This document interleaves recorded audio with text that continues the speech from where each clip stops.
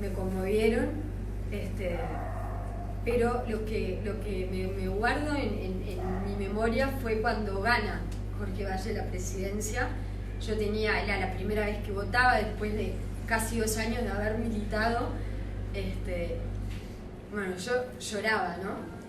Y sale Jorge Valle, porque ya lo habían proclamado presidente, me mira y me dice: nena, no se murió nadie. Y yo lloraba de una mezcla de sensaciones de una adolescente que había empezado a militar por un sueño y por un ideal, y se convirtió en el presidente de todos los uruguayos. Y también me impactó en ese momento el discurso de Tabaré Vázquez, cómo en el momento calma a una masa de gente que estaba esperando que él fuera el presidente, cómo calma y logra un respeto. Eso me marcó en mis inicios en la política. Capaz el momento que a mí más me marcó en lo político fue las elecciones del 2014, cuando perdimos esas elecciones. Porque aprendí, creo que la primera lección política y la más importante, que es que la vida política no va conforme a ganar, sino uno cada vez que pierde, cierra la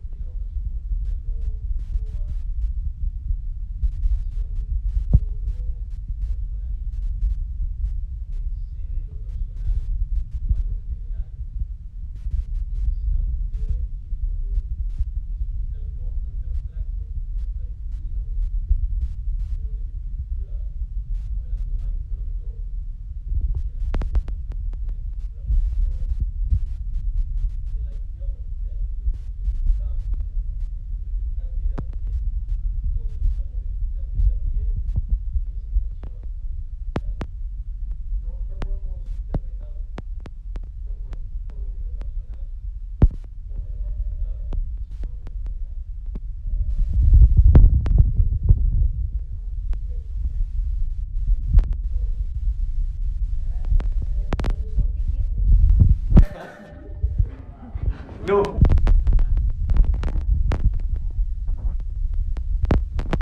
quiero, pero en realidad es una experiencia personal. Yo a Tomás lo conozco desde segundo liceo, ¿no? O sea, hemos compartido prácticamente todos los programas, todas las ideas, todas las visiones políticas a través de la historia. Y bueno, y esto me parece muy fuerte, muy importante, ¿no? Además ver coincidencias que a nosotros nos tocó vivir las discrepancias, ¿no? Incluso dentro de nuestro mismo partido, nuestras mismas ideologías, tenemos que tener esa reflexión. Por eso estoy muy feliz con verlo con esta sintonía, ¿no? Y yo preguntaría,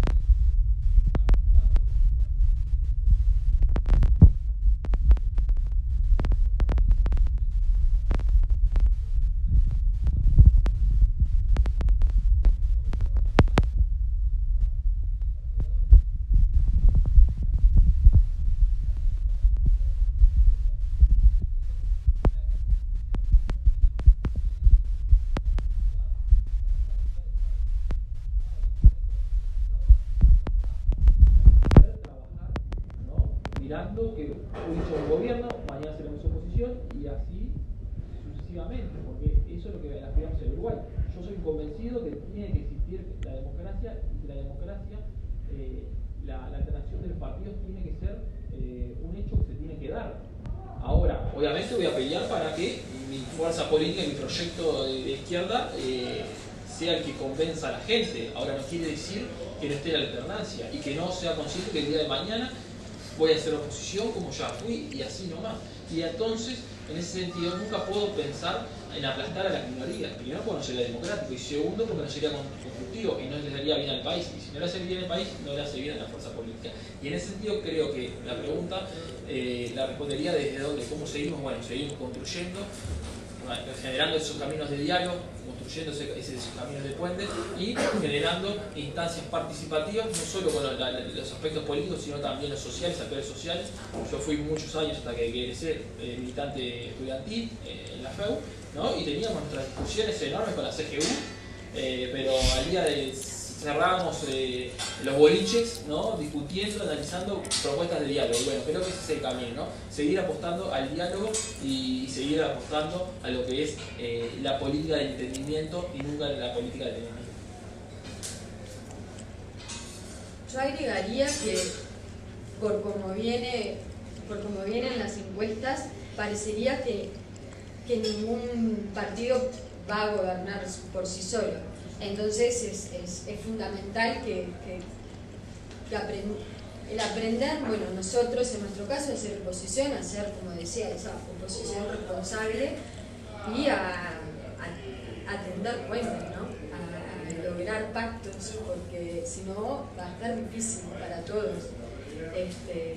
Y bueno, y desde nuestro lugar, como dice Seba, seguir fomentando estas instancias. Yo con Sebastián tengo un diálogo muy fluido, tratamos de que lo que nos une es lo que salga a flote, pero hemos discutido lindo, con respeto y con tolerancia. Yo creo que eso es lo fundamental, entender que podemos decir todo con respeto, con tolerancia, ese es, digamos, el secreto. Y entendiendo, como dice Sebastián, que no somos enemigos, somos adversarios. Y como dice Tomás, tenemos un objetivo común, queremos que a la gente le vaya mejor. Esa es la idea. Entonces, seguir por ese camino creo que va a ser muy constructivo. Vamos a estar poniendo grano de arena para que la política mejore en calidad. Profesor, en Uruguay sí, tenemos una sociedad que está vegetada y una sociedad que a su vez es conservadora. Entonces, en ese entendido, el cambio tiene que empezar por nosotros, por la juventud. Nosotros tenemos que generar ese cambio. Igualmente, voy a discrepar un poco con algo. Tal vez a veces hay reticencia a jóvenes creciendo en la política. Los jóvenes nos estamos abriendo nuestro paso con los procesos, pero no solo abrir nuestro paso y tener lugares por el hecho de ser jóvenes. Tiene que jugar también un tema de capacitaciones. Yo creo que los distintos partidos políticos se han embanderado en eso, en capacitar a sus jóvenes, sobre todo porque es la forma de tener un mejor futuro. Si queremos un mejor sistema político, mejores legisladores, si queremos mejores leyes, la única forma es que nosotros tengamos mejores herramientas y mejores técnicas. A ver, yo no puedo hablar por los demás partidos, pero puedo decir, por ejemplo, que en el Partido Nacional una herramienta que nos ha ayudado bastante en las elecciones de jóvenes, apoyada por Natalia Herrera, pero que los jóvenes construyeron, se abrieron paso, las consiguieron y proceso a proceso, año a año que ha pasado, hemos aprendido mucho de eso y a su vez hemos tenido la posibilidad de capacitarnos en comunicación, capacitarnos en ideas, aprender de las problemáticas, aprender del Uruguay. ¿Alguien que quiera? ¿Gabriel? Sí, no, más que una pregunta, bueno, muchas gracias, Cris. Pero más que una pregunta, es una reflexión a todos. Bienvenido al diálogo. Y ver en una mesa, en alguna oportunidad,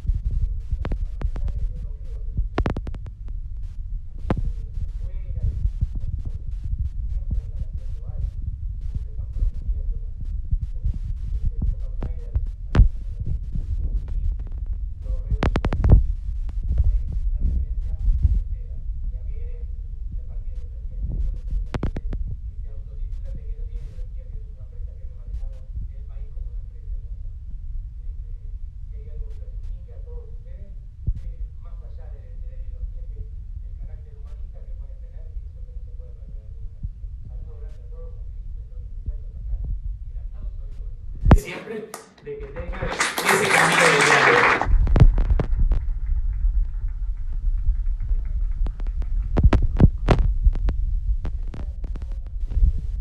De la autocrítica. Ahora te paso. Hablale ahora.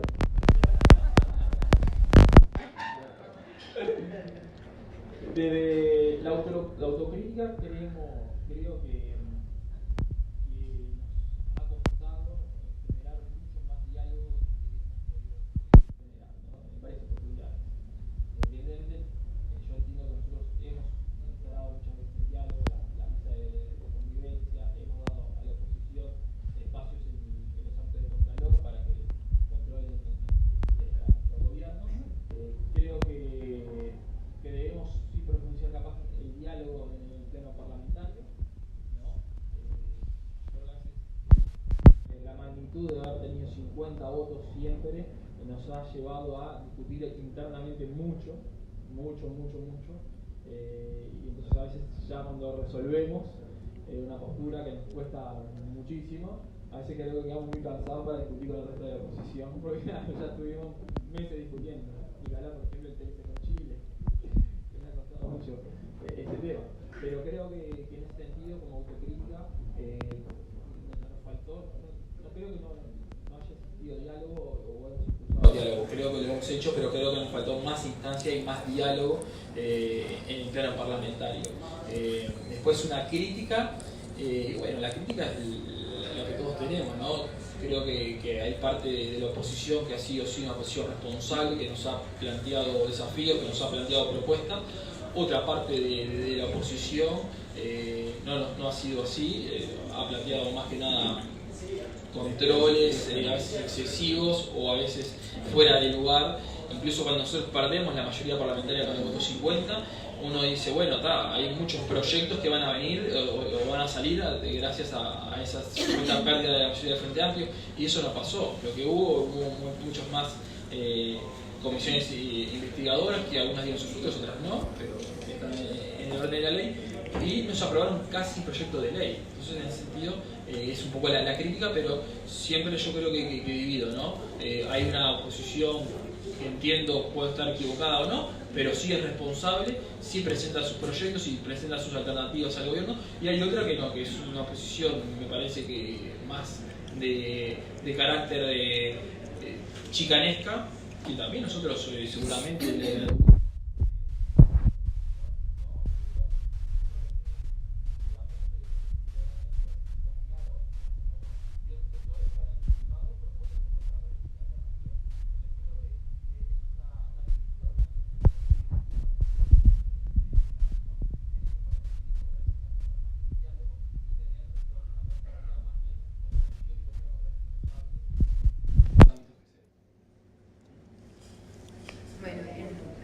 caso creo que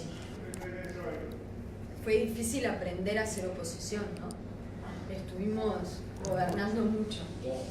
Entonces, fue difícil lograr una autocrítica dentro del partido. Costó, y creo que todavía es un debe. No se terminó de hacer. Pero a pesar de eso, creo que siempre fuimos por la crítica constructiva, con propuestas. Yo milité y volví a la política por el senador Pedro Bordaberry. El senador Pedro Bordaberry tiene 147, si no recuerdo mal, proyectos de ley que están guardados en el cajón. Entonces creo que sí costó aprender a hacer oposición, hicimos mucho tiempo gobierno, quedamos como en esa zona de confort y nos costó aprender a hacer oposición, pero creo que siempre fuimos responsables, con propuestas, desde la crítica constructiva y proponiendo alternativas, que esa es un poco la idea, ¿no? Quizás nos faltó acompañar las iniciativas que están muy bien del gobierno. Hay una parte de nuestro partido que se resiste quizás por el hecho de no aprender a hacer oposición, porque nos cuesta hacer oposición. En mi caso lo tengo bien claro que es fundamental apoyar esas iniciativas y potenciarlas como derechos que se conquistaron, ¿no? Como el matrimonio igualitario, la despenalización del aborto. Yo creo que son logros como sociedad, ya, ¿no? Como sociedad. Entonces, creo que tuvimos en el debe, si se quiere como crítica, el aprender a hacer oposición, pero bueno, lo hicimos de un lugar de propuestas, de alternativas. Pero bueno, no fue un camino fácil. ¿Qué pregunta? Yo tengo tres Tomás siempre dice que puntualizaciones. somos trampas. Un poco. Tres puntualizaciones de la autocrítica propia y tres puntualizaciones de la autocrítica hacia De el la gobierno. crítica. De la crítica. Ahí va.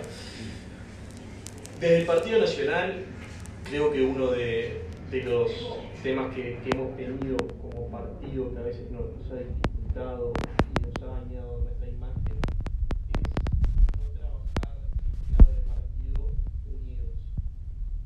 Y muchas veces peleamos por temas no tan importantes, tal vez más insignificantes de política partidaria, que terminan no siendo tan relevantes. La imagen queda apuntada de una manera forma. Eso ligado también a la segunda puntualización, que es un problema que hemos tenido en comunicación. No hemos sabido comunicar bien, no hemos sabido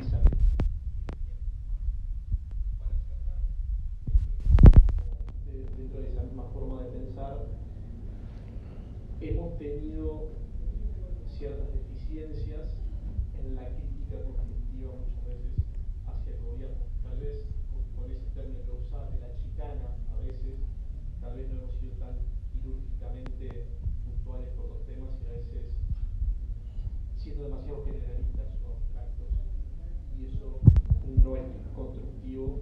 Si bien tampoco es que no haya cierta realidad en los planteos, yo creo que a veces hemos sido demasiado generales y no todo es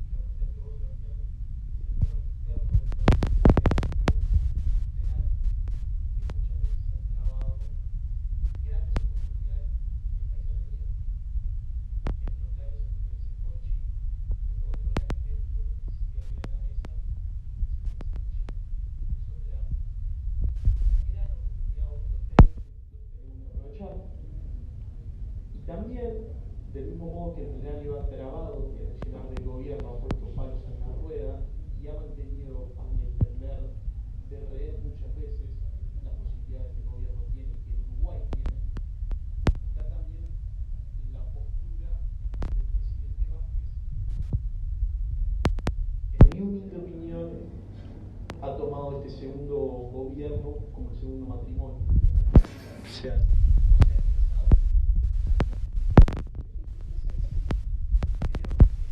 realmente el problema no se ha planteado hacer renovaciones reales, se ha quedado en lo simple y claro. Profesor, si arrancamos con Chile, vamos largo. Con Chile, pero vamos largo. Pero De todas formas, ¿Alguna preguntita más? está bueno lo que cuando todos decían ese lugar de la oposición que es tan difícil, al frente también le costó dejar de ser oposición en el propio gobierno, ¿no? Entonces esa cosa de roles que cuesta tanto. ¿Ahora? Sí. Bueno, tienen entre los tres que hacerme una agenda de gobierno común de temas que les interesan a los jóvenes. Les interesa a los jóvenes. ¿Tres propuestas? Primer acuerdo. Primer acuerdo, educación, educación y educación. Bueno, pará. Educación. Ya arrancaste, blanco, pillo.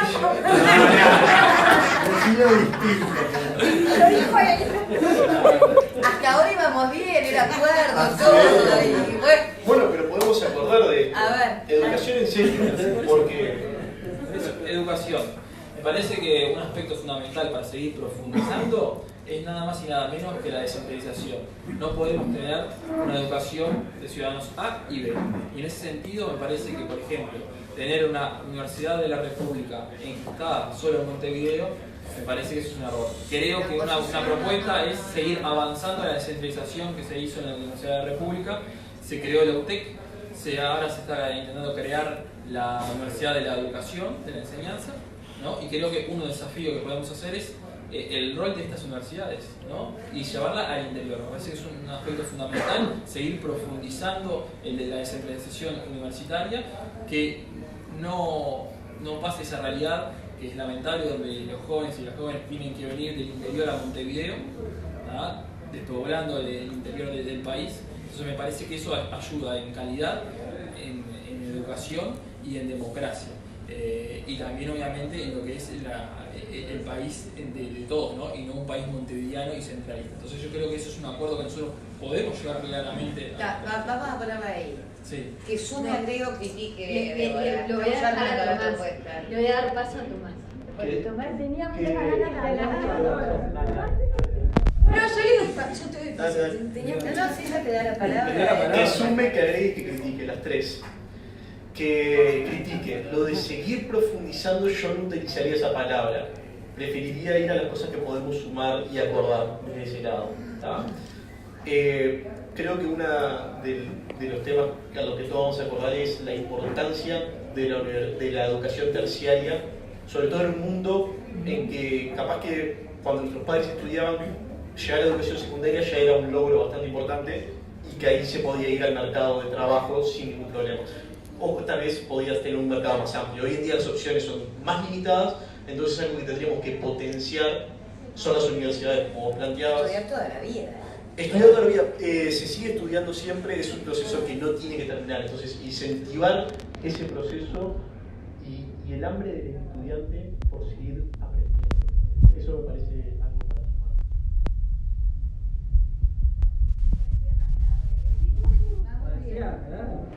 No, estoy de acuerdo y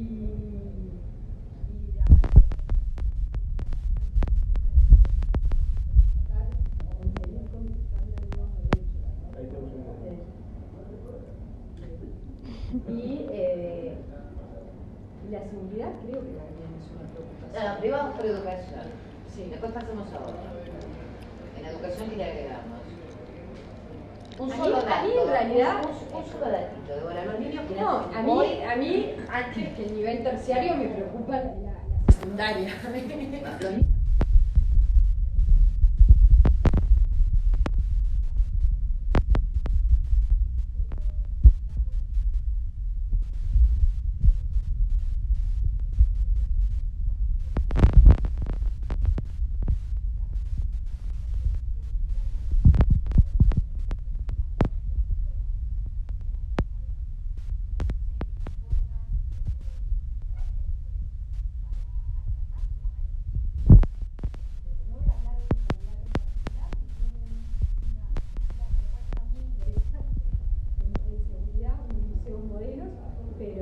pero bueno, yo más que el terciario me preocupa la secundaria, porque no están terminando la secundaria. Entonces, ¿cómo los vamos a llevar a la universidad? Es complicado, ¿no? Este tema es complicado. ¿Tiene algo más que decir?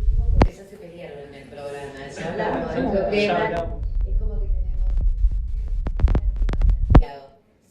seguridad dijo, pasamos a un segundo tema y damos una ronda. Seguridad lo puso Débora.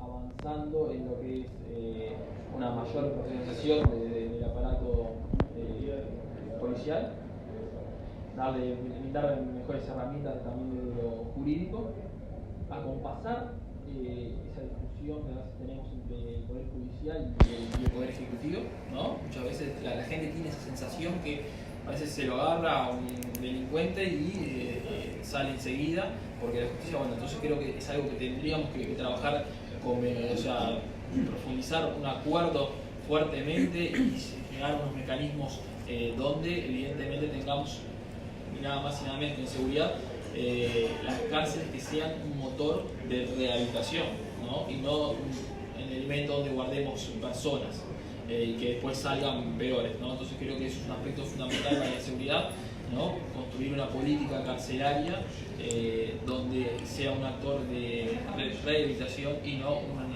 factor donde encerramos a las personas y nos olvidemos y después salen peores de lo que entraron. Entonces creo que hay un aspecto que tenemos que trabajar y creo que hay acuerdos multipartidarios que podríamos conquistar y llegar en ese aspecto que hace a la seguridad del país. Y un dato que es importante en educación, el 50% de los jóvenes egresados universitarios son primera generación. Entonces eso es fundamental que también, por eso cuando yo digo profundizar, es profundizar ese dato, que más jóvenes y de familias que no eran universitarias sigan yendo y sigan siendo universitarios y sigan, digamos, llegando al fin del ciclo educativo. Seguridad, entonces. Creo que hay 3 puntos bastante concretos que hay que tomar en cuenta. Uno de ellos está relacionado a lo que veníamos ya hablando, que es el tema de la educación. La educación para brindar, primero que llegue a todos, y en ese entendido, para darle las oportunidades necesarias para que no se tenga que recurrir al delito. Porque la gente no quiere recurrir al delito, es una situación de vida que se le presenta y a la que se nace. En segundo lugar, el tema carcelario es bastante importante, no como centros penitenciarios solamente, sino que desde la reforma de los individuos para que vuelvan a insertarse en la sociedad, que es bastante difícil. Entonces ahí el sistema carcelario también enganchado con la reinserción en la sociedad. Y un tema que lo ha planteado bastantes veces Álvaro Barcé, que es el tema de la policía, que se ha visto que tiene mayor presupuesto, tiene mayores herramientas, sin embargo no ha logrado paliar los números que hay en materia de inseguridad. Entonces, uno de los temas es que está muy limitado su actuar a veces. Como estudiante de Derecho entiendo que el problema no está necesariamente en el ordenamiento jurídico o en el Poder Judicial. Entonces, si nosotros le damos más potestades, no es la palabra, pero si le damos un poco más de libertad en el accionar al policía, probablemente podamos hacer un mejor frente. Estoy de acuerdo.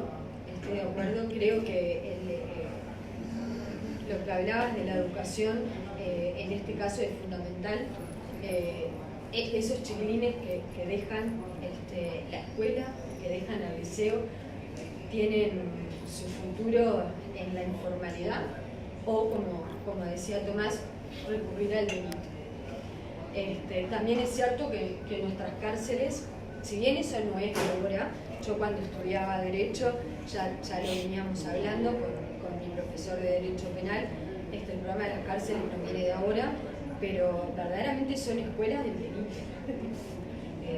Lejos de reinsertar al reo de vuelta, que es la idea en la sociedad, son escuelas del delito. Por eso sí, considero que es fundamental. Y también considero que, como decía Tomás, que debe haber alguna explicación porque es tanto los recursos humanos como los recursos económicos para el ministerio se aumentaron y sin embargo no tenemos respuestas. Las cifras no mejoran y no ha cambiado. Yo no soy partidaria de medidas más severas, de eso yo no soy partidaria. Considero que se puede ir por otro lado, agarrando el problema de raíz, que creo que está en la educación, eso es fundamental. Era la última. Bueno, educación, la puso Sebastián, seguridad la puso Débora, te toca. Sí, estuvimos hablando de temas que afectan a la juventud, que son bastante importantes para... A ver. No. Bueno, no quería interrumpir. No, por favor. Después, voy a ir directamente a esto, después quiero hacer otra aclaración, pero directamente a esto. Es muy bueno leer, no sé si ustedes leyeron, una entrevista que le hicieron al sociólogo Gustavo Leal, que es la persona que está haciendo todo este movimiento famoso ahí en los Palomares. Yo digo que hizo volar las palomas que no correspondían estar ahí. Ahí hay una buena parte de lo que está sucediendo. Él lo explica muy bien. Se ha dejado que en esos lugares, no sé, se ha dejado socialmente de alguna forma que cierta gente se fuera multiplicando y sintiéndose dueño de esos lugares hasta el punto de correr a otra gente. Claro que no es un problema policial. Para mí lo que se ha hecho en materia de la policía, equipando la policía, transformando totalmente el concepto policial es excelente, pero no lo resolvemos por ahí. Ahora se dice, y me alegro como integrante del Frente Amplio, no hago mucha política, pero integrante del Frente Amplio, que va a seguir esa política y tenemos que seguir con esa política. Evidentemente que hay un problema de prevención, pero también tiene que haber este otro sistema de ir a enfrentarlo, porque como dijo Yamandu Orsi, esto se ha vuelto un ellos contra nosotros. Y eso no podemos permitirlo, desde luego. O sea, sobre este tema quería hacer simplemente ese tema porque me parece que es muy importante. Es más, ya se dijo y el presidente dijo que esto se va a seguir multiplicando. Y después les contaré alguna otra cosa que yo viví en un país donde viví 18 años, que es Venezuela.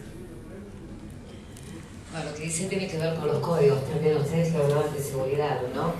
Una de las cosas que comenta Gustavo Leal es que se fueron muriendo, de alguna forma, los que lideraban las bandas delictivas y fueron tomando el poder los más jóvenes que no tienen esos códigos que podían tener los verdes, y entonces avanzar en ese tema. Bueno, te toca el tercer tema del acuerdo multipartidario. Multipartidario el acuerdo, tocamos, como decía, temas que además van a estar en la agenda de las próximas elecciones, que van a ser seguridad, no hay duda, y educación también. Pero hay un tema que digo, ya que también planteamos la iniciativa de hablar de la importancia de la juventud a la política, uno de los temas que está bueno plantear es el INJU, que es un instituto que no muchos jóvenes conocen, de los que a veces estamos muy lejanos, de los que no tenemos tanto conocimiento, que tiene ciertos beneficios que podrían ser más, y que creo que los jóvenes tendrían que acercarse, participar e impulsar desde allí políticas jóvenes. Entonces, esa sería mi propuesta. Bien, pasa que Tomás es muy joven. Entonces, en el 2005, nosotros cuando asumimos, y yo estaba muy cercano a la elección del INJU, que era la directora Paola Pino, lo primero que hicimos fue impulsar un consejo consultivo de jóvenes y de políticas públicas en juventud. Y ahí convocamos a todas las juventudes políticas, a todas las juventudes sociales, estaba la juventud del PCNT, estaba la FEU, el CGU, estaba la ARU, había un montón de actores, y me parece que eso se siguió transmitiendo. Después se fue abandonando por la dinámica, no por la convocatoria, sino a veces por los desencuentros de estos actores, y creo que ahí está el desafío, ¿no? De volver nuevamente a concurrir a estos ámbitos, llamarlos a que se constituyan, y un compromiso de todos los actores en generar políticas públicas de juventud, ¿no? de seguir, porque la idea era, y fue en un momento cuando se hizo el Congreso de Juventud Nacional, se elaboraron políticas públicas y después se le dieron seguimiento. Bueno, se fue un poco explicando ese ámbito, y bueno, me parece importante reflotarlo, ¿no? En el ámbito del INJU, y que tener el compromiso de todos los actores a ser actores permanentes y no dejarlo por la coyuntura. Eso me parece que es algo fundamental. Y te dejé inserción internacional, y para mí pensé que me ibas a tirar como para No, me olvidé de 5. No, nada para agregar. Nada para agregar. ¿Quería ser política internacional? Y porque me las tiró la TLC. Bueno, va para ahí. Brevemente entonces. Tenemos a vos. No, también. Claro. No. Yo creo que la primera una aclaración, el TLC con Chile no está trancado por el Uruguay, sino está trancado por Chile. Uruguay ya ratificó en diputados y en Senado el TLC, mientras que Chile solo lo hizo en diputados, se le falta el Senado. Entonces lo que estamos esperando es que los chilenos, que son más expertos en esos acuerdos, logren el acuerdo final. En ese sentido me parece que es fundamental, después como decía Tomás, el de China es un proceso más difícil porque no solo implica al Uruguay como actor principal, también hay una cuestión ahí del Mercosur, ¿no? Que no nos permite firmar este acuerdo, ¿no? Porque hay actores, por ejemplo, como Paraguay, que ni siquiera reconoce a China como Estado popular, reconoce Taiwán. Entonces, en ese sentido, es muy difícil que Paraguay se sienta en la mesa, porque si se sienta en la mesa, el derecho internacional, ¿no? Lo que marca es que lo está reconociendo. Entonces, eso no va a pasar, al menos hasta que Paraguay cambie la situación y que entienda que China es el gobierno de China continental y no Taiwán. Entonces, hay un aspecto de geopolítica importante que nos permite, digamos, como bloque, nos va a tener una dificultad enorme. Y después, no hay que tener miedo al TLC. El Uruguay ha conquistado, diversificado en estos años muchos mercados, ¿no? Asumimos, por ejemplo, en materia de carne, con 60 mercados internacionales, a los cuales vendíamos la carne en 2005 y hoy pasamos a 120. Hoy tenemos 174 mercados internacionales. Nunca antes en la historia tuvimos tantos mercados internacionales como ahora. ¿Ah? Lo que tenemos es el desafío, me parece que ahí es el nuevo poder de la política, que podríamos agregar en nuestro plan de política que estamos haciendo ahora, es insertarnos mejor en forma de aranceles, porque esos 174 mercados que yo les hablaba hoy, solo en el 30% tenemos acuerdos arancelarios. ¿Ah? El 70% pagamos aranceles y pagamos caros. Pagamos $660 millones al año en aranceles en impuestos para entrar a nuestra producción. Entonces creo que el desafío es ese. ¿Y a través de qué? De acuerdos. ¿Pueden ser TLC? Sí pueden ser TLC, pero hay que ver, porque la palabra TLC no es buena ni mala de por sí, ¿no? Lo que son buenos o malos son los contenidos. Hay países que vamos a poder lograr TLC y otros que no, porque los contenidos son buenos o son malos para el país, y cuando sean malos hay que bajarse de la negociación. ¿Qué nos pasó con Estados Unidos? No es una cuestión ideológica. Con Estados Unidos lo que pasó es que Estados Unidos nos planteó un acuerdo donde era el mismo que Perú. Y nos decían, muchachos, nosotros no podemos cambiar este acuerdo, es esto o nada, porque tenemos el fast track que no nos permite sacarlo rápido ahora en estos momentos, a la administración republicana, porque ya venían los demócratas en el cambio de Estados Unidos, y los demócratas son más reticentes a firmar los TLC. Entonces hubo un apuro de Estados Unidos y ese TLC era muy diferente, era pensado para Perú y no era pensado para Uruguay. Entonces nosotros tenemos que ir acuerdo por acuerdo pensando para nuestra realidad. Entonces en ese sentido creo que es el desafío estar en buscar acuerdos internacionales y buscar acuerdos que sean beneficiosos para el país, y los que no sean, obviamente descartarlos. Y eso no es cargarle que esta cuestión es ideológica. Los autoconvocados, que no nos acordamos de ellos en esta reunión, pero podríamos haber dicho, los autoconvocados el 23 de enero plantearon que el Uruguay no firmaba acuerdos internacionales TLC por temas ideológicos. Y eso es una gran mentira. ¿Por qué? El acuerdo de la Unión Europea con Mercosur, que es lo que estamos discutiendo ahora, la Unión Europea nos quería dar un margen. Entonces, Macri quería ya firmar en diciembre, porque ya le servía la cuota. A Paraguay un poco también, a Uruguay no. Entonces no fueron las cuestiones ideológicas que Uruguay llevó a trancar ese acuerdo, fueron las cuestiones comerciales, y nada más ni menos que fue el agro, la cuestión, digamos, de carne. Entonces no hay una cuestión ideológica, hay una cuestión comercial, y ahí tenemos ese debate.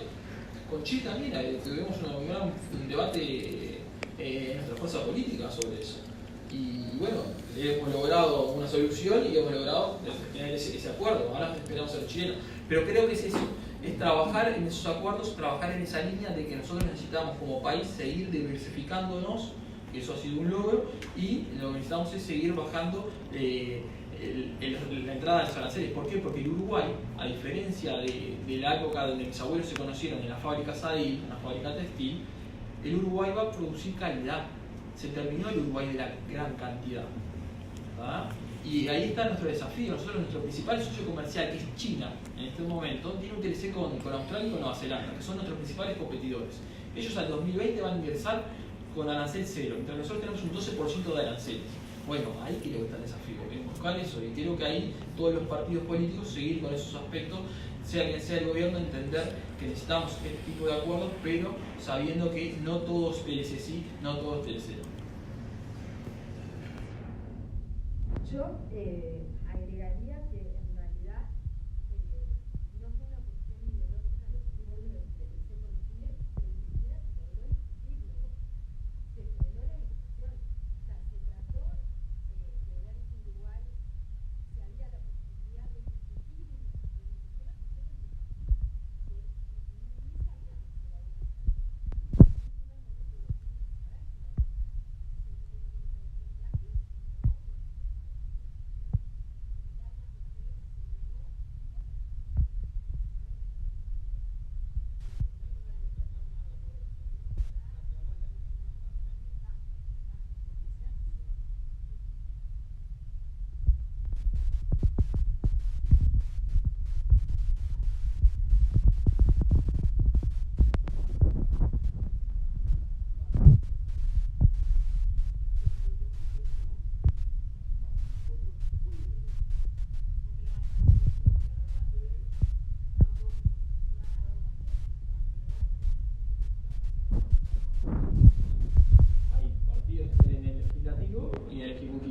nosotros teníamos una dificultad de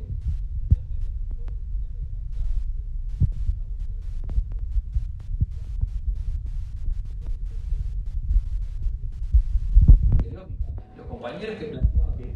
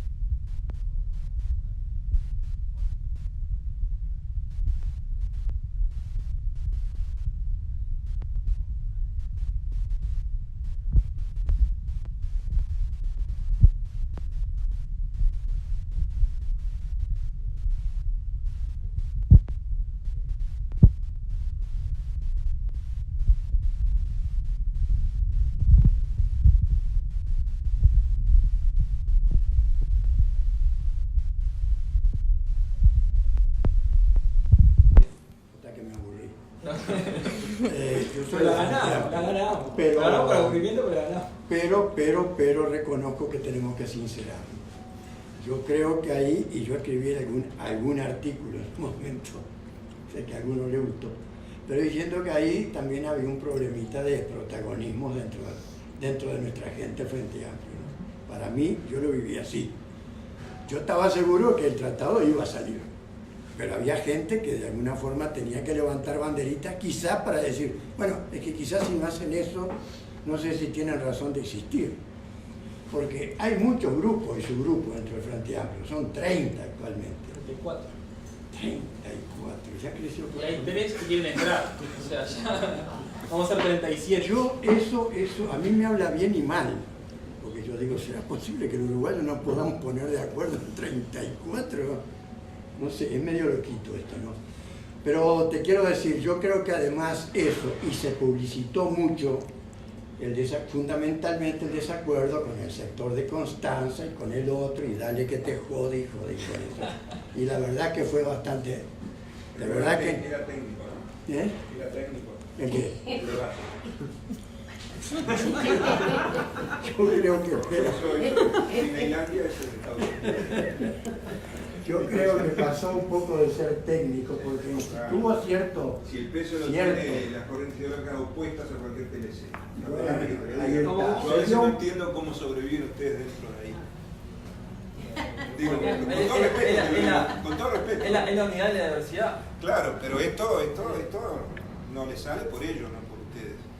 Bueno, de No, pero salió, se de firmó, buena ¿no? conclusión. Uruguay sí, Uruguay ya lo acordó. Pero que hubo tranca al santo pedete, para mí la hubo. No, pero Uruguay ya bueno, firmó. salió. Ya lo votamos en diputados y en senadores. Está.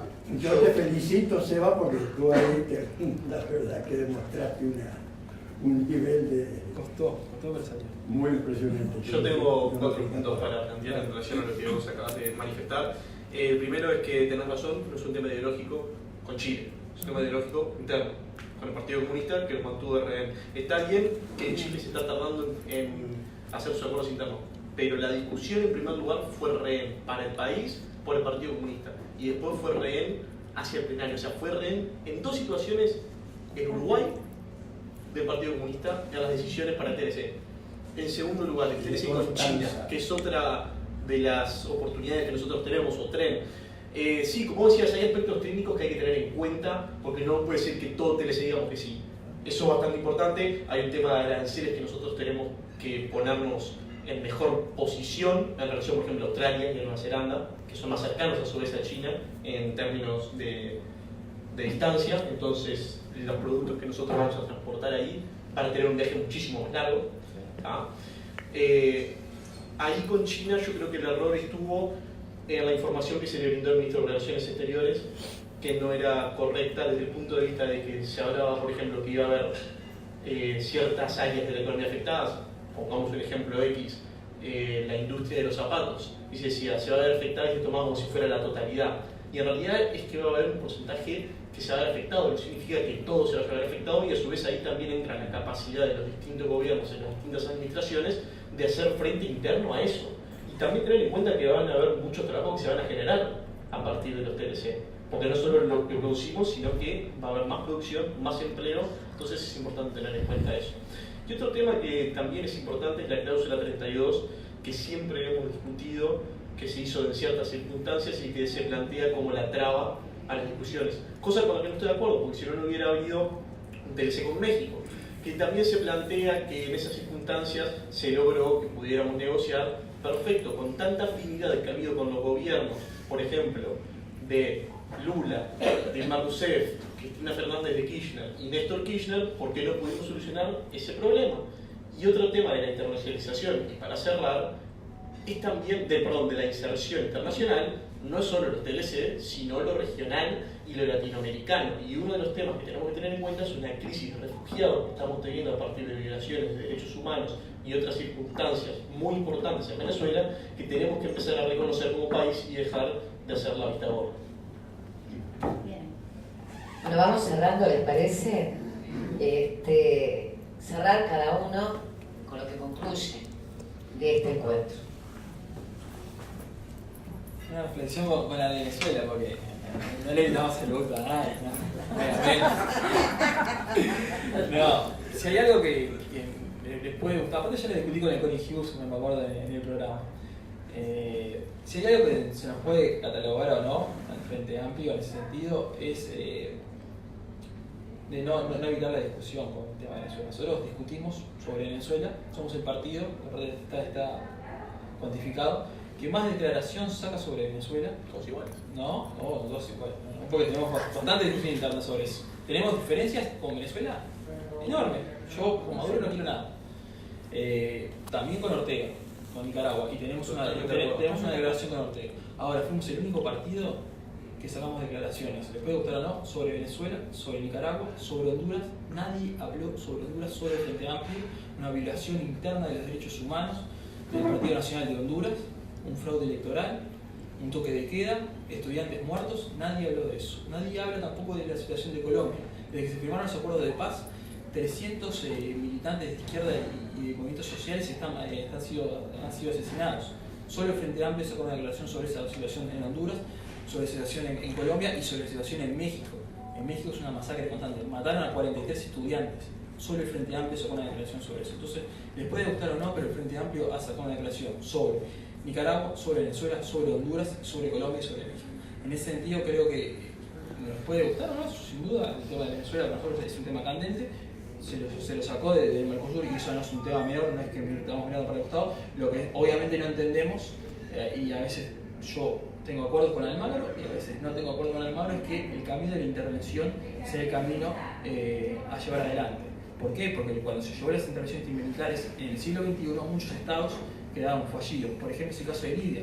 Yo no estoy de acuerdo con Gaddafi, ni con Saddam Hussein, ni con los talibanes en Afganistán. Ahora, Libia hoy por hoy es un estado fallido donde hay 12 tribus que se disputan el poder, donde hay narcotráfico, trata de blancas, es horrible. Irak es lo mismo, está el Estado Islámico dominando eso y Afganistán es tierra de nadie. Lo único que hay son las empresas petroleras que les sacan y eso sí funciona. El resto...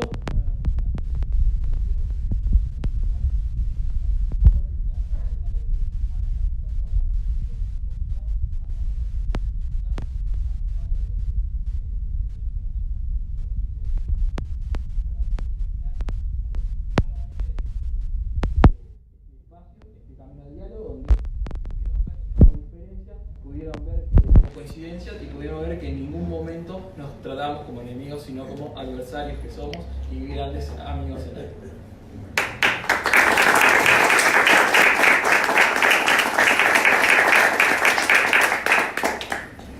Bueno, me voy a quedar con lo último, ¿no? Porque no voy a generar una polémica, un debate ahora que estamos terminando. Es mujer. Me voy a quedar con lo último, Seba. Igual ya tenemos oportunidad de charlarlo de Venezuela porque yo cada vez que hay algo candente lo llamo a Sebastián y hacemos un debate abierto y eso está buenísimo. Y creo que se pudo ver acá y era, como dice Seba, era la idea, mostrar que tenemos diferencias y mostrar que tenemos un objetivo común los tres, ¿no? Y que se puede, que no hay enemigos, hay adversarios y se puede debatir, se puede esa discusión sana, ese intercambio de opinión tan necesario porque nos hace crecer como sociedad. Gracias.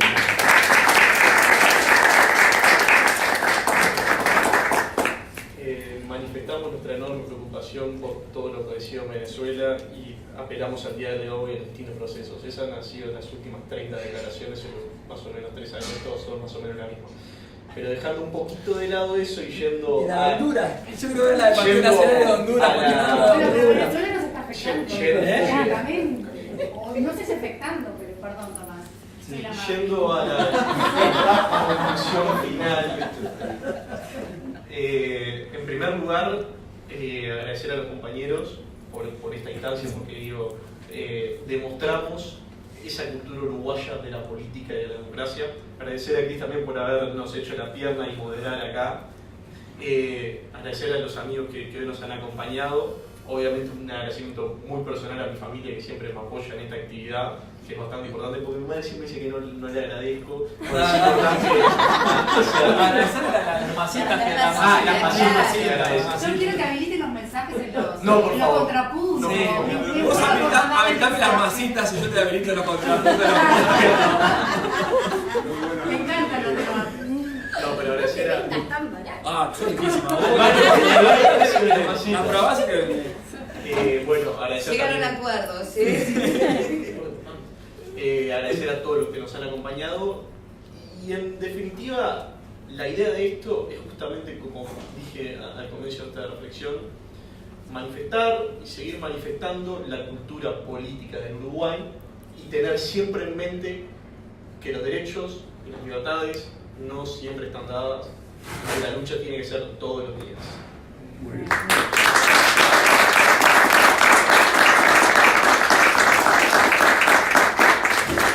Bueno, gracias a todos, repitamos, ¿no? ¿Puedo cerrar con algo?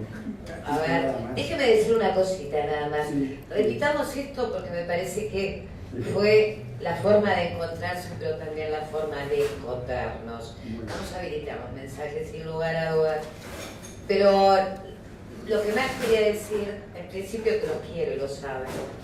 No hay nada que me emocione más que ir encontrando estas pequeñas personitas que van entrando tímidas, se van haciendo grandes, y los disfruto y les hago picardías y seguimos discutiendo después los contrapuntos, pero me dan muchísima esperanza de que la política en este país, que la amamos todos, siga en esta continuidad, con este respeto, con este amor, con esta fraternidad. Así que yo a ustedes, gracias.